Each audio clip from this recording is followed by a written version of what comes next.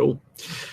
All right. Well, welcome back, everyone, to another episode of Marketo-Fu. My name is Joe Reitz, and yeah, so as kind of getting prepped for my session at Summit, one of the things I realize is in 30-minute span, there's a lot to cover, and I kind of want to prep for it. So definitely leading up from now until Summit, I'm going to do quite a few videos, I think, and leverage ones that I've already done, just kind of as like actionable takeaways for the session. But one of the key things I'm going to be talking about, my session is on, marketing operations and, what your mama never told you about MOPS. And, one of the key things that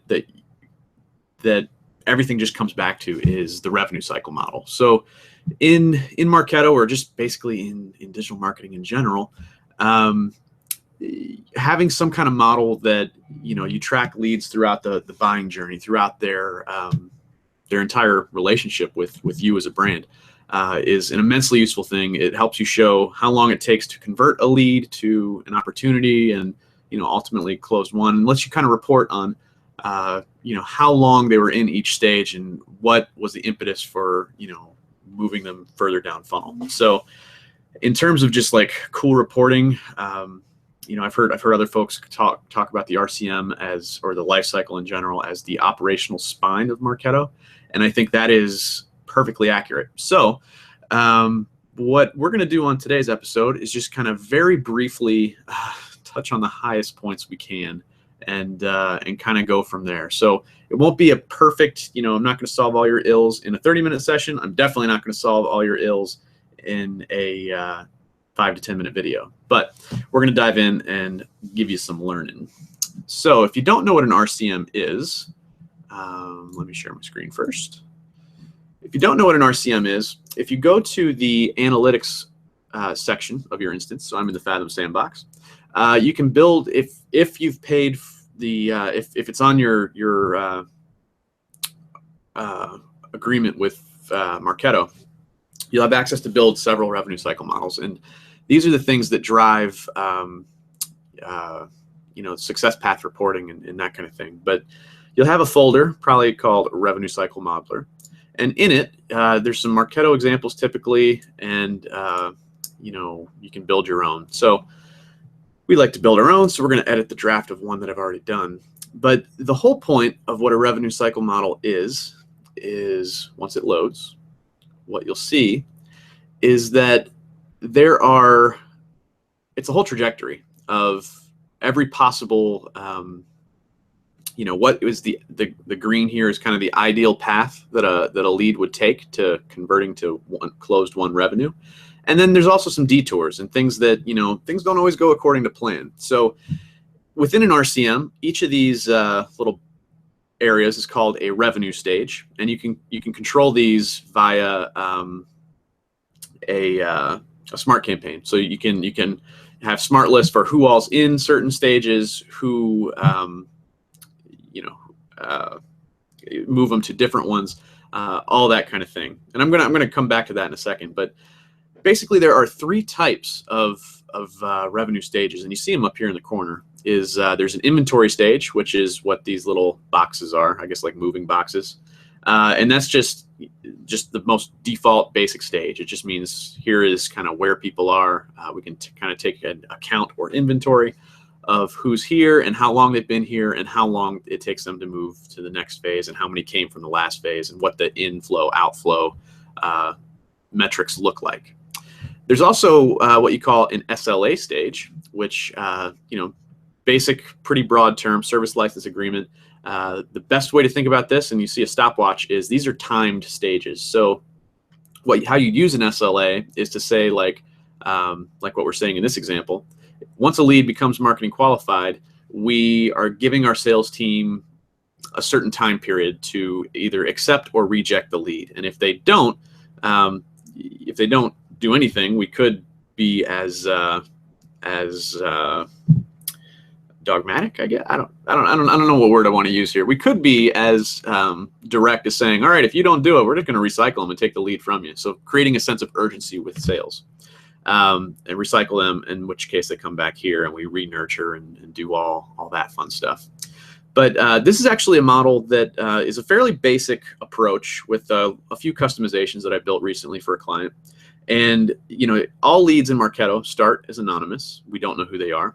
As soon as they click a link in an email or fill out a form, they become what is known as known, meaning Marketo has their cookie. So we can kind of see what they do on the website, what they do just with your marketing materials in general, and score them all across the board.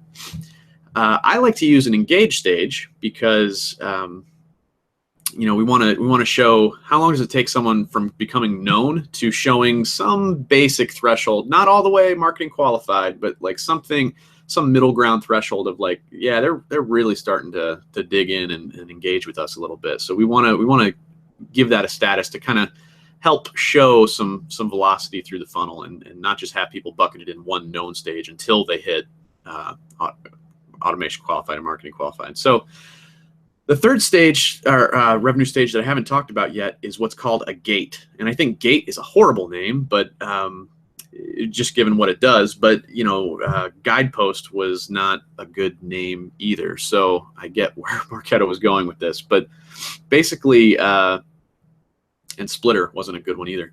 But basically, that's what a gate stage does. Is when you do a gate stage, and you don't find these often, because what you do by default is take someone off the success path. So what's happening in this scenario is they become engaged. They have a decent amount of score with us. Once their score passes a certain threshold, we mark them as quote unquote automation qualified. And this client's particular use case was if their record type was a contact, then they became marketing qualified. If they were a lead, they needed to go to kind of an inside sales team to kind of see if they could get the information about them to mark them as a qualified lead. And then eventually, if that lead, if they do get that information and convert it to a lead, then they kick it over to sales, where it's a sales qualified lead, and then they either accept or reject it. Same process. So both of these are time stages. The sales team has a limited time to accept the lead, and the inside sales, for lack of a better term, the SDRs, have a limited amount of time to qualify the lead. This is just to make sure that we keep things moving. And it kind of begs the question of what happens when they don't meet that SLA of 2 days, a week, whatever it is. Nothing really, but it does give you something to report on, to say like, hey, here are some breaks in the system. Like, we've got a ton of MQLs just sitting here that aren't being accepted by sales. This is where our sales and marketing alignment piece needs some TLC, and then you can loop in the right leaders and sales leaders and marketing leaders in your organization to kind of remedy those things. But you can also do a lot of cool stuff within Marketo too, of like, hey, you missed your window. Here's a reminder alert. If you don't do this, we're going to have a serious discussion about sales and marketing alignment. But let's you just dig your hooks in more things. And it's not so much a CYA kind of maneuver, but it is something that just grants more visibility to the entire sales and marketing alignment process, vision, whatever you want to call it. So, like I said, those are the three stages: inventory, SLA, and gate, and that's kind of how they're used. If you follow the Marketo documentation, one other thing is you can map people into certain phases. So this is useful for just kind of bucketing key areas, and this isn't as editable as I would like, but you can kind of drag these around and say, like, when something's pre-marketing qualified, when is something, and you can say for the other stages too, kind of where the detours where they fall in what phase. But these are really useful for just kind of reporting broadly, and then you can kind of get down to the nitty-gritty of each individual stage within that phase.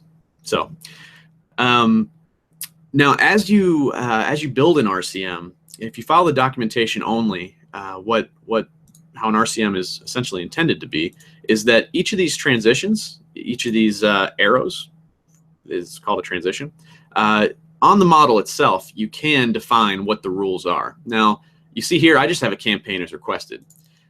In a future video, because this one's already getting kind of long, I'm going to kind of show you why I use request campaigns, but suffice it to say for right now, as far as the model goes, Marketo wants to make sure you have something valid in there, because then you have to validate the model, and then it's going to run. It's going to say validated successfully. Marketo doesn't actually care what's in these things, but if you just use these transitions on the model itself, you don't get to do any kind of flow. It's just basically a smart list. So there's certain elements and reasons why you might want to add more information to a record when it goes from engaged to automation qualified. You might want to date stamp that. You might want to add an interesting moment. You might, if something gets added to an opportunity, maybe there's a special bottom of funnel nurture you want to add them to. So on a future episode of Marketo-Fu, we'll dive into that. But for now, that is the very, very high level primer on RCMs, revenue cycle models, lead life cycle models, whatever you want to call them. And you know, one thing that I will say before signing off on this is building an RCM for your business is a very custom thing. It's not something you can just knock out in a you know, caffeine induced haze of, you know, it's Monday and I'm just going to crank through this. It actually takes a lot of communication with your sales team, your sales leaders, your marketing leaders. It takes a huge amount of coordination and just understanding of your business. But more than an understanding of your business is just a really deep, thorough